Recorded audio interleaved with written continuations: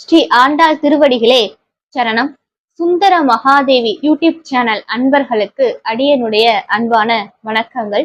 நாம தொடர்ந்து திருப்பாவை பாசுரங்களின் விளக்கங்களை சிந்தித்து கொண்டு வருகிறோம். அந்த வகையிலே இன்று 19வது பாசுரத்தின் விளக்கத்தை சிந்திக்க இருக்கிறோம்.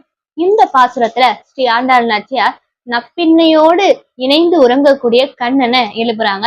இந்த பாசுரத்தின் வரிகளை அடியே டிஸ்கிரிப்ஷன்லயும் கமெண்ட்லயும் கொடுக்குறேன், பாருங்க. ஸ்ரீ ஆண்டாள் திருவடிகளே சரணம்.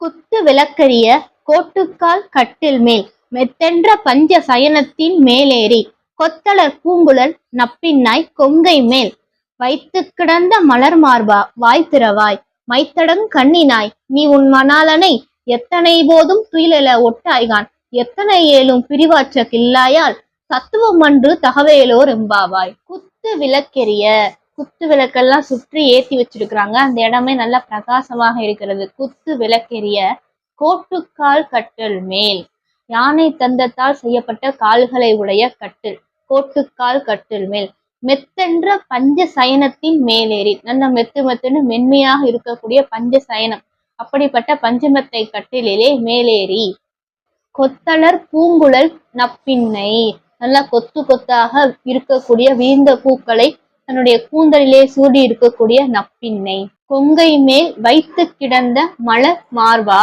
வாய் திறவாய் அப்படின்னு சொல்றாங்க. அப்படி நப்பின்னையினுடைய திருமார்பிலே தலை வைத்து உறங்கி கொண்டிருக்கக்கூடிய கண்ணா, நீ எழுந்து வா, எழுந்து வந்து எங்களோட பேசு, வாய் திறவாய் அப்படின்னு வாயை திறந்து எங்களோட பேசு அப்படின்னு சொல்றாங்க ஆண்டாள் நாச்சியார். மைத்தடங் கண்ணினாய், மை தீட்டி அழகான கண்களை உடையவளே, நீ உன் மணாலனை எத்தனை போதும் துயிலில ஒட்டாய்கான்.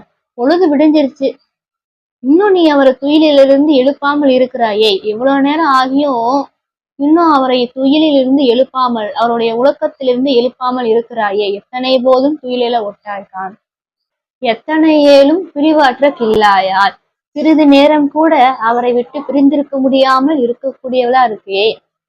தத்துவம் அன்று, நாங்க ஏதோ தத்துவம் சொல்றோம்னு நினைக்க வேண்டாம், இது தத்துவம்லாம் இல்ல, தகவேலோ ரொம்பாவா, இது உனக்கு தகுந்த செயல் அல்ல.